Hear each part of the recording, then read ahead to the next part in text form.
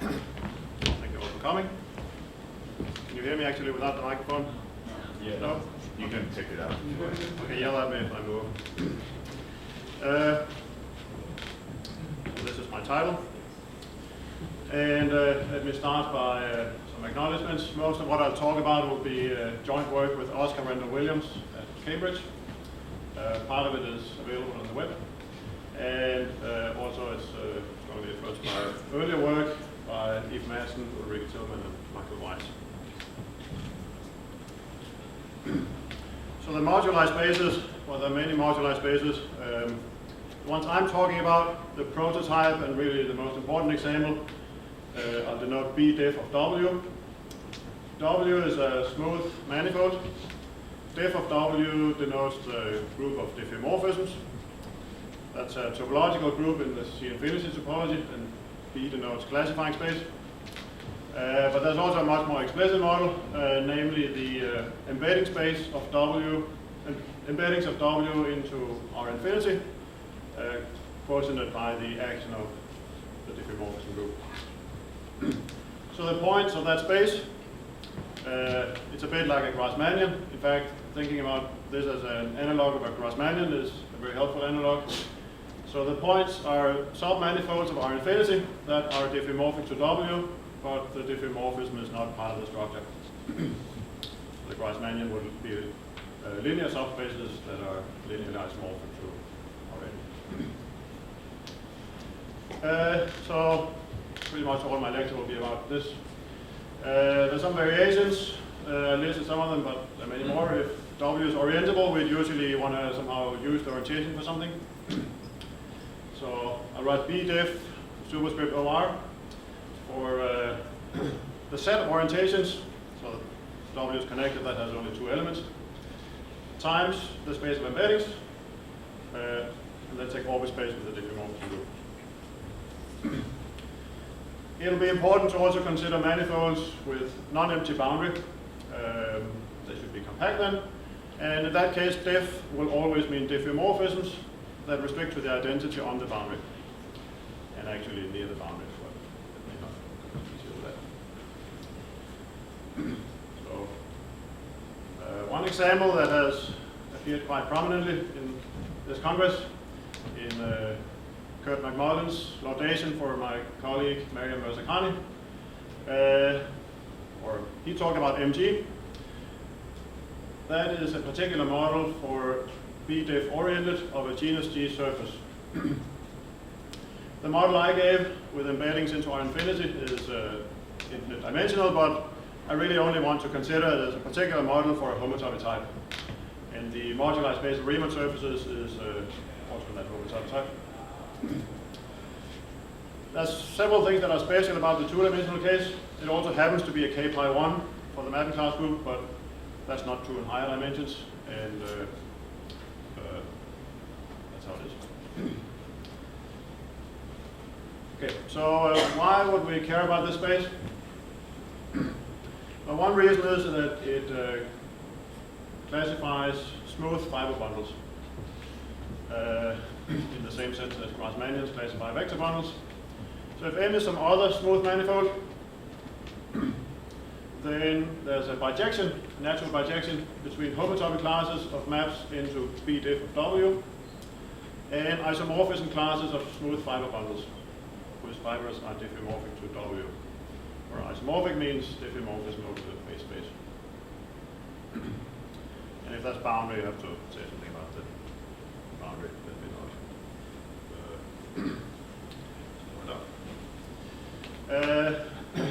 So because of that, studying pretty much any property of smooth fiber bundles translates into some property about the universal space B diff and vice versa.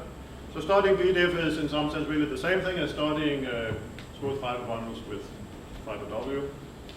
So for example, you can ask what is the cohomology of B diff W, and at least by this dictionary that will then be the same as the ring of characteristic classes of smooth fiber bundles with fiber W.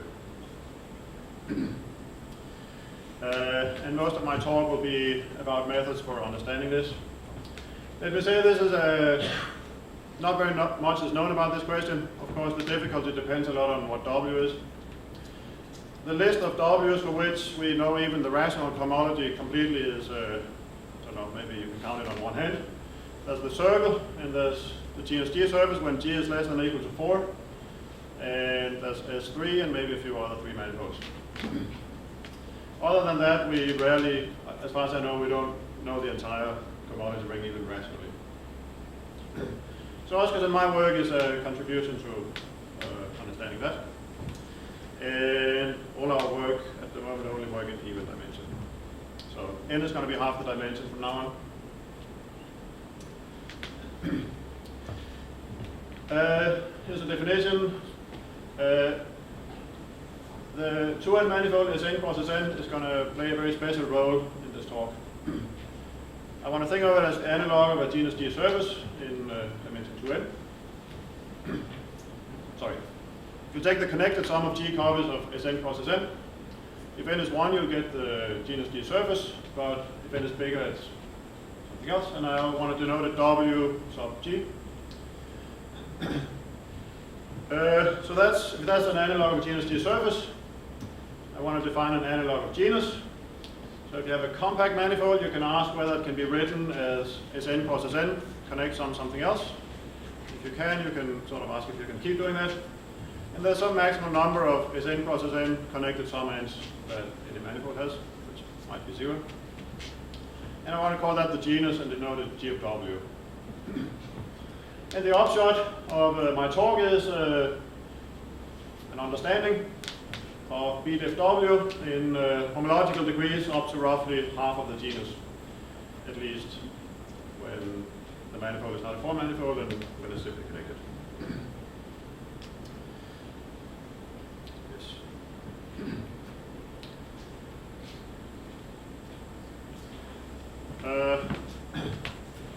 So maybe it's a little too ambitious to just start asking what is the cohomology.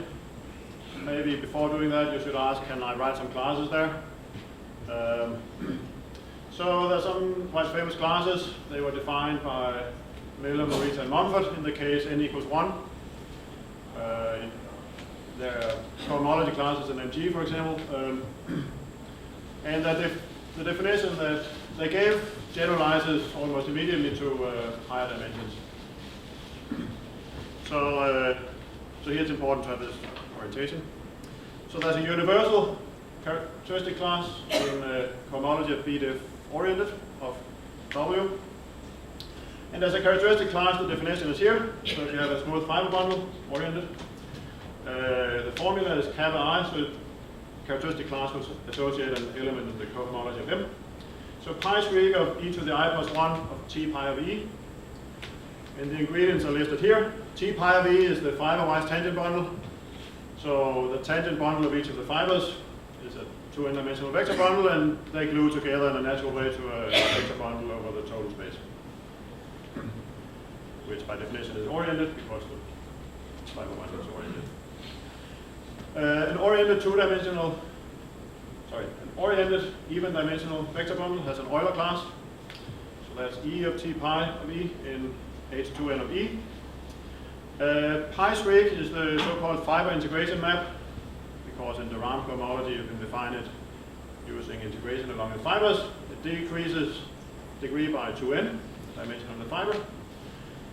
Also sometimes called Keynesian transfer. If you apply that to E, you just get a number, namely the Euler characteristic of the fiber. But if you apply it to the I plus first power with respect to the cup product, you get some cohomology class, which is a measure of how twisted the bundle is. So that's kappa I, Miller, Morita, Mumford class. And they all play a special role. They're not just examples. They're sort of, let's see that.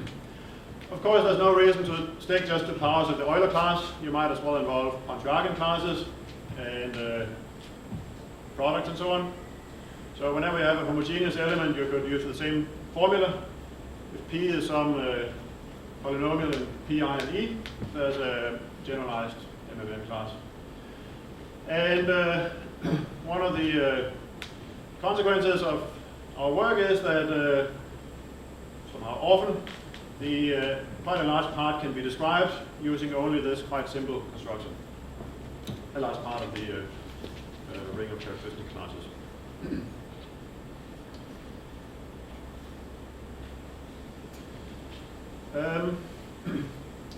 So philosophy, or a useful point of view, which also showed up in Benson-Farf's talk yesterday, if you went to that, is that the way Benson said it, if you have a sequence of spaces, if a space appears as one out of a sequence of spaces, you should not study just that space, you should somehow study the whole sequence, even if you're particularly interested in one of them. And another way in which Sn crosses n plays an important role is that if you have a manifold W, you get a new one, W connects some Sn crosses n. You can keep doing that, you get a whole sequence of 2n manifolds. So there's a whole sequence of moduli spaces. If W has non-empty boundary, you can even embed W into its connected sum with Sn crosses n. If you imagine performing the connected sum near the boundary, and there's an induced map of diffeomorphism groups. If you have a diffeomorphism of W, you're extended by the identity on the Sn crosses n sum end. And that's well defined if that sits very close to the boundary. So there's a dynamic system of spaces. And I want to say something about the cohomology of those. And there'll be two components. There'll be a homological stability theorem, that somehow the homology in a fixed degree starts stabilizing as g goes to infinity. And there will be a complementary result about calculating what it is in the range where it's independent of g. So altogether that will give us a calculation of cohomology in the stable range.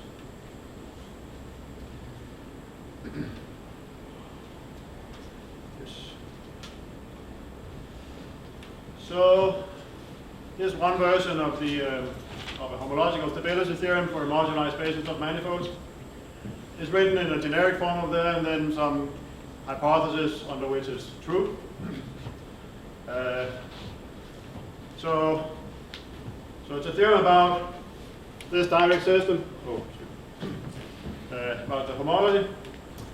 So that induces a map in HK for each k. And the theorem is that that becomes an isomorphism when G is big compared to k. That's called the stable range. So such a theorem was first proved by John Harrer, published in 1985, for orientable surfaces.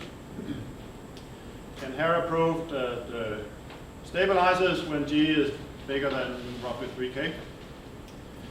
The range was improved by Ivanov to G bigger than 2k, and by Soren Galatius to G bigger than 1.5k plus a constant. And that's known to be optimal.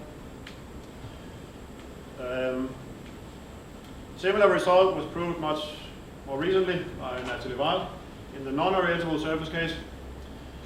She proved G bigger than 2k stability range, and that was improved by Randall Williams to G bigger than 1.5k. So in my joint work with Oscar, we prove a similar theorem for higher dimensional manifolds, except not dimension 4, for the usual reasons.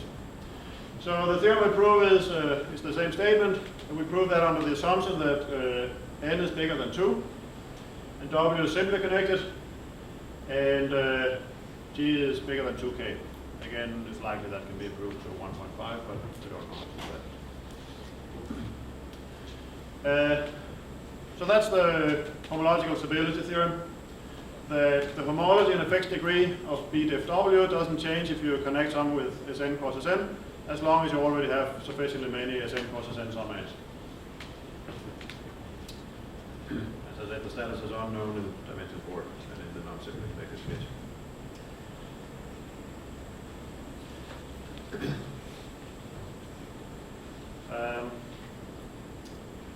Then, wait, no, I think I have some. Right, so I wrote a whole list of similar results that people have proved that I think fits into this story.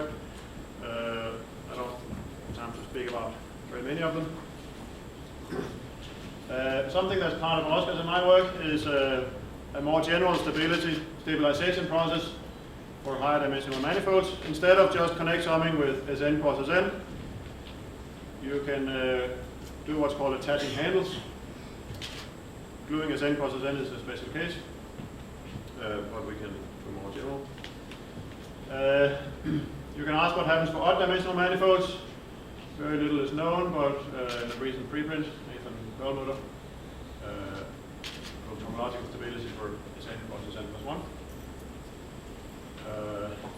I said the diffeomorphism group should be regarded as a topological group, but you could also just consider it as a discrete group, and that completely changes everything. But nevertheless, my student Soren Galatius proved homological stability in that case as well. And for the second time, sorry? For which W? The disk at the moment. Yes, this particular one here. Okay. For the sake of time, let me go to the next slide.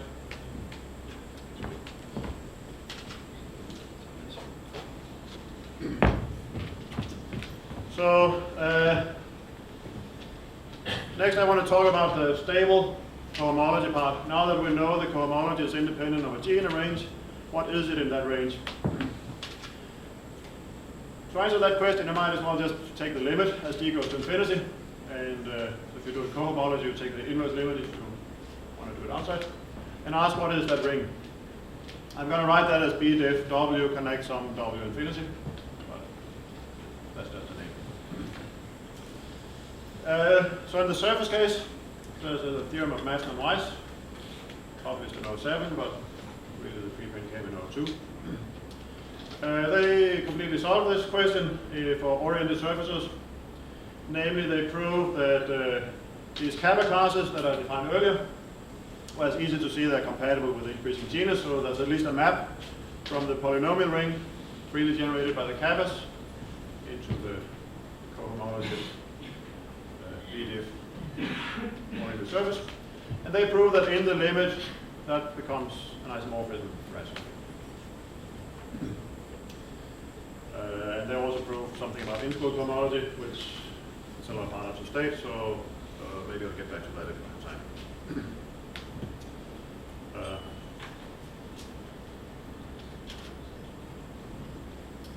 So, my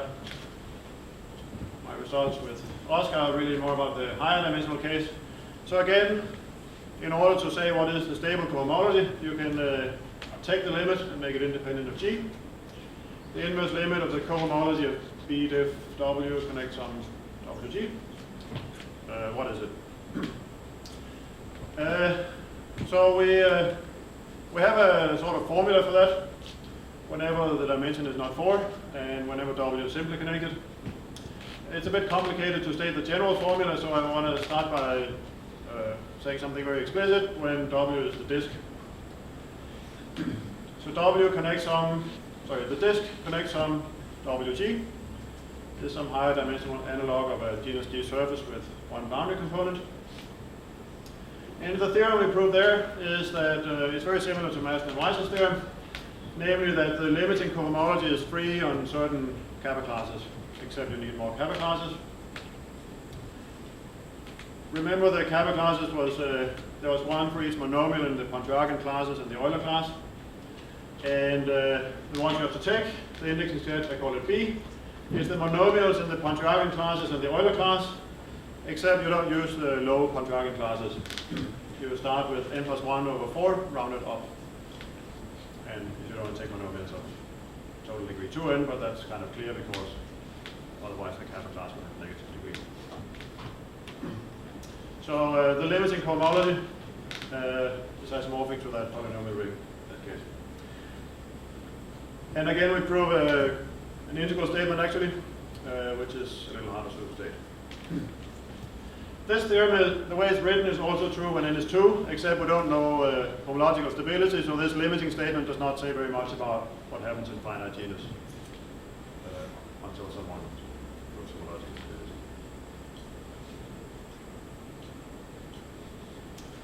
stability. I have a slide here about unstable cohomology. So that means what is the cohomology outside of the stable range, or or outside. What can we say outside the known stable range? Not very much, actually, even for surfaces. One thing we can say is that we still have the Kappa classes. They're still defined. So there's still a ring homomorphism from the free ring on the Kappa classes. But it's not injective and not surjective in general. So a question that people have studied is what is the image? So for surfaces, that's called the tautological ring. And we stole that name and just call it the tautological ring in all dimensions. Studying the image is sort of the same as studying the kernel. And a lot is known, unlike the co-kernel, which is almost completely unknown. So when n is 1, the surface case, the image of this map is completely known up to genus 23 by computer calculation of mainly Carol Faber.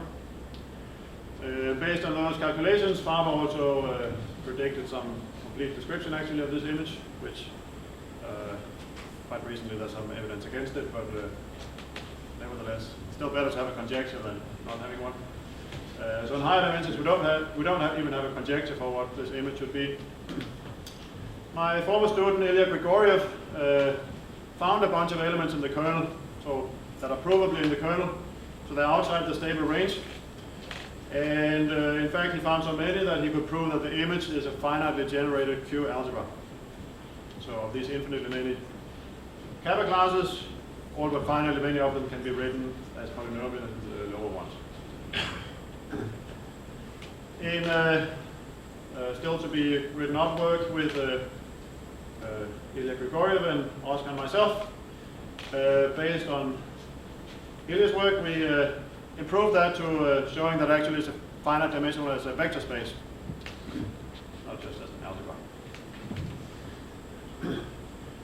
Oh, I should have said this assumes n is odd, so the dimension of the manifold is 2 mod 4. If n is even, nothing is known besides homological stability at the moment. We proved one more result. Sometimes you don't really want boundary, you want closed manifolds. So just the connected sum of W of G copies of its n crosses n. If you keep n finite, you don't need the boundary. If you keep G finite, you don't need the boundary. And you can say B diff oriented of just that manifold. And call the subring generated by the Miller-Maurice-Mumford classes, you can just call it the tautological ring. In that case, it's not finite dimensional as a vector space, but we can still prove that it's finitely generated as an algebra, and in fact it has crawl dimension n minus 1. So, except if n is 1, it's sort of in total it's infinite dimensional. In fact, we prove that if you mod out by the nil radical, you get a polynomial ring of that many generators. So in particular, this, unlike the case where n is 1, this implies that there's no finite dimensional model for B diff oriented.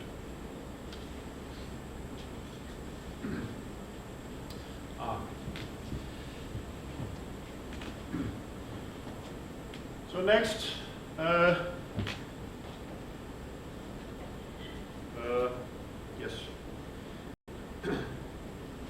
I want to talk about the more general statements. What happens if you don't start with a disk and connect some with this n crosses n? If you start with something more general and glue on something more general than just s n crosses n. So you don't need very much in order to write some kind of map that you could call a stabilization map.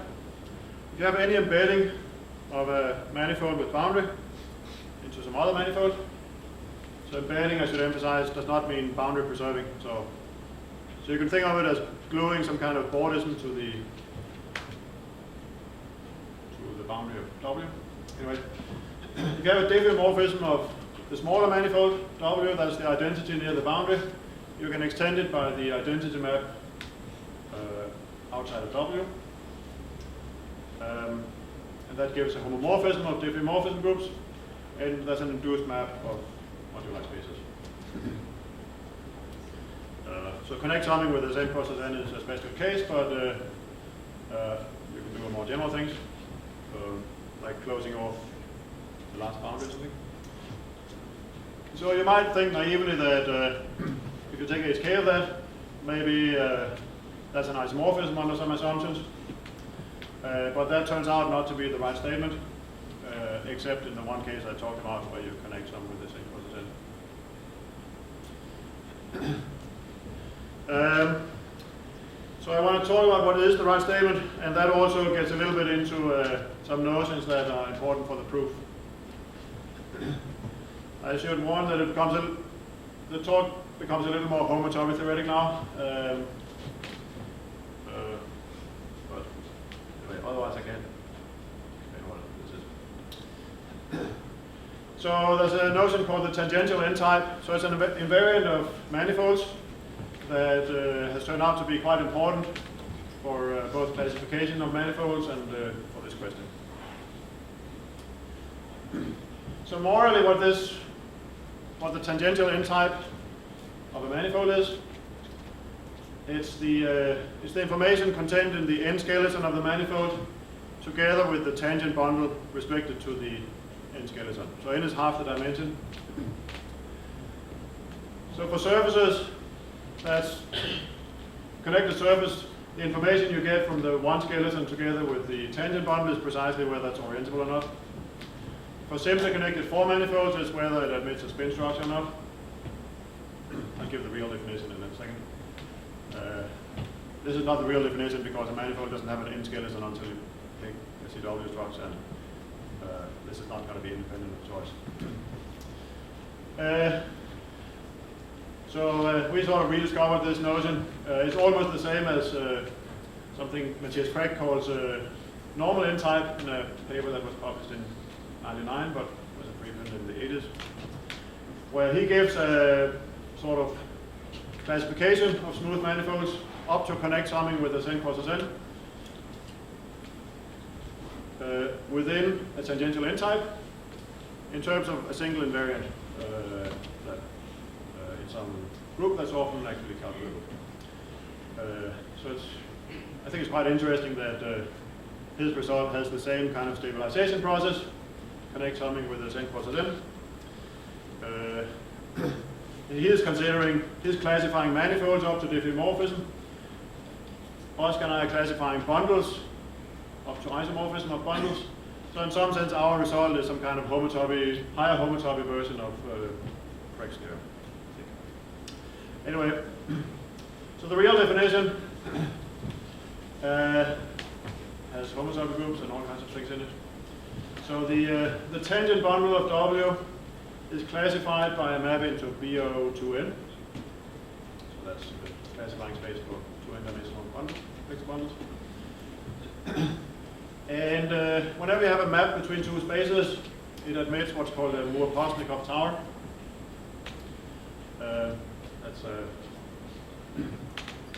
It's an elementary construction in homotopy theory. It's in Hatcher's book, for example.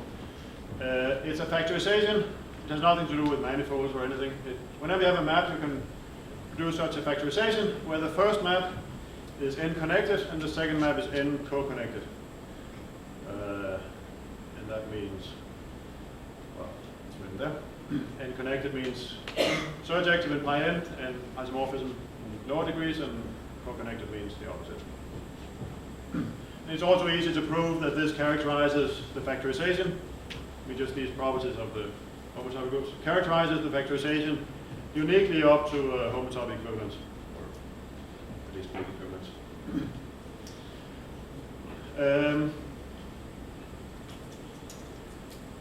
Yes. So the real definition of tangential n-type is this map from X to BO2N. So that's now is well defined up to homotopy, even up to homotopy commuting with the projection to BO2N. So the homotopy type over BO2N is the real definition of tangential n-type. So for example, the tangential n-type of a connected surface is either the identity map of BO2 or is the usual double cover by BSO2, depending on whether it's connected or not. And likewise for simply connected four manifolds. And in general, it may or may not be something that already has a name, but it's a sort of important homotopy theoretic invariant of the manifold.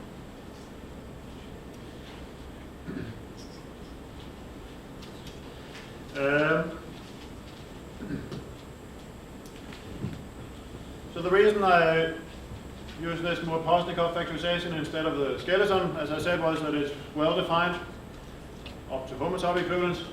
It's in fact even better than that. You can apply it in families. So if you have a family of manifolds, meaning a smooth fiber bundle, you can apply this process to each fiber. And for each fiber you get an X and a map to BO2N. And those X's assemble to a Serre vibration over the base space with a map to BO2N that I want to call the fiber-wise tangential N-type. So the slide is, so E over M I associate X over M with a map to BO2N. So that fiber-wise is just the tangential N-type from the previous slide. So I mentioned there's a universal, there's a classifying space for smooth bundles, B diff of W. There's also a classifying space for Serre vibrations with a given fiber.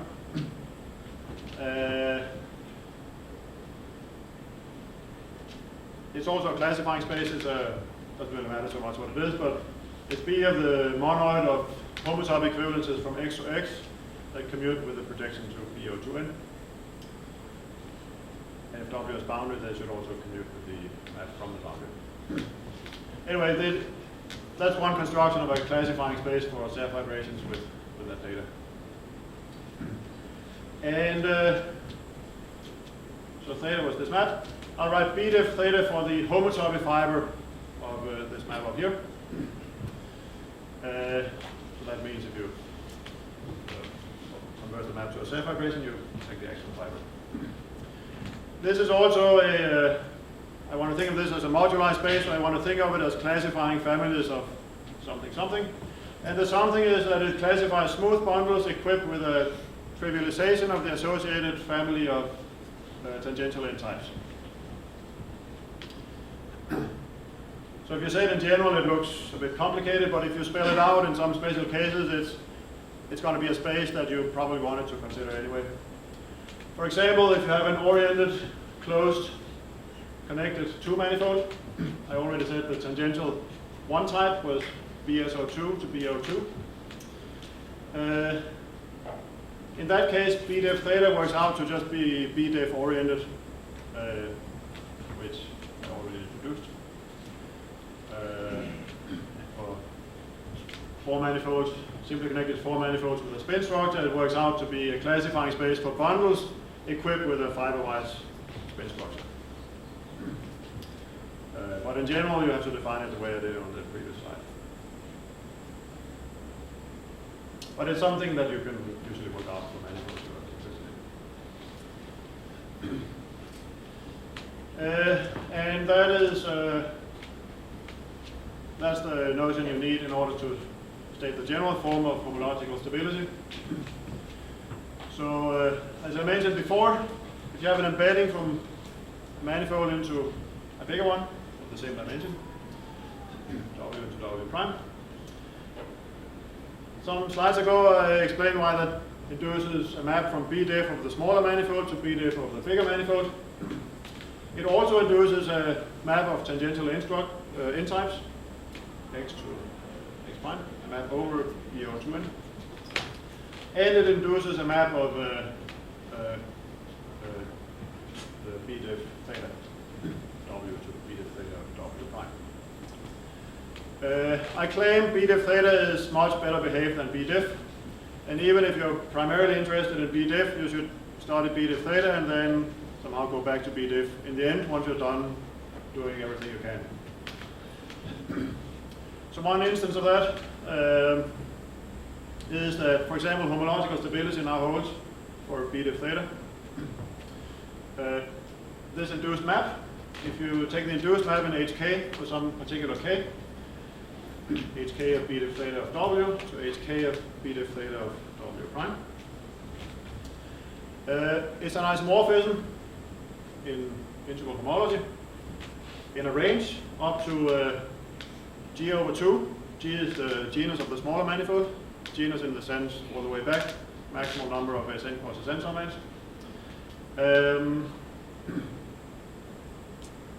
Yes.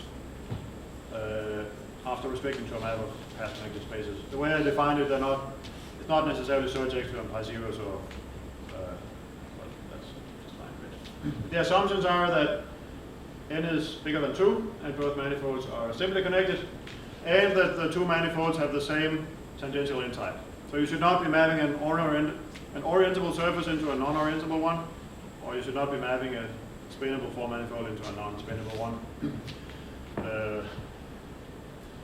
Yes. So they should have the same tangential end type in the strong sense that the embedding induces an equivalence. So in some sense, if I wanted to paraphrase this, I would say that the homology in a range of bdiff theta of W is independent of W. It depends only on theta. Because, well, theta stays the same, and therefore the homology stays the same, at least in a range. So that's one instance of bdiff theta behaving better. I haven't talked, now I want to talk about what is the stable homology, or cohomology, in the range where it's independent of the manifold. So there's a formula for what the homology is that just manifests. It does not depend on the manifold, it only depends on theta. And again, it's a little heavy, sort of in the homotopy theory. So if you haven't seen this before, maybe it doesn't look so useful, but it's really quite familiar objects in homotopy theory. So theta was the tangential end type of the manifold that we studied. X superscript minus theta is the Thom spectrum of that. So you've probably heard of the Thom space of a vector bundle. That means the disk bundle modulo the sphere bundle. Minus theta is a virtual vector bundle, so it's like a K-theory class. You can't take the Thom space of that, but you can sort of try, and what you end up with is a spectrum, called the Thom spectrum. And a spectrum has an associated infinite loop space. Since I'm close to out of time, I won't spell it out, but the explicit definition is there, and you don't need to know more than, you don't need to know anything to read that. There's a construction called the Pontryagin-Thom construction, which gives rise to a map from bdiff theta to this infinite loop space. In the theorem we prove there, or the generic theorem is up there, that map, well, first of all, is compatible with connect summing with Sn crosses n. So there's an induced map after doing that infinitely many times. And the theorem is that that map, after restricting to a map of path-connected spaces, induces an isomorphism and integral homology in all degrees. So the stable homology is the same as for this infinite loop space, which is sort of easy often. This was proved by Madsen and Weiss in the orientable surface case by Nathalie Wahl, building on Madsen and Weiss's work in the non-orientable surface case. And then in this recent work of Oscar and myself, for all connected W in dimension, in all even dimensions, I mean 2n, n is 2 and bigger. I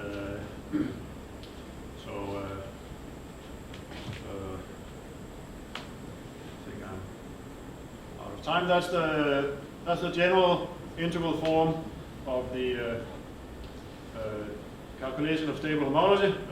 If I had time, I would have given an example showing that you can actually work this out, but I think I'll not here.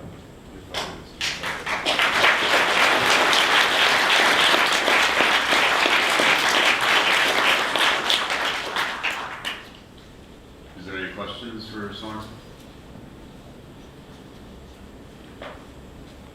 Benson? Is there a pathway, now that you're adding a handle, the next handle, in the end, is this going to give you the cohomology of bdiff for like all manifolds? Yes, well, so the homological stability, so the question was whether that gives you something for all manifolds. So for example, you can, if the boundary is a sphere, you're allowed to glue on a disk and go to a closed manifold. The homological stability theorem only works for simply connected manifolds in dimension bigger than 4. But for all those manifolds, this formula will be valid. up to the stable range, which is the genus divided by 2 plus a constant. Yes.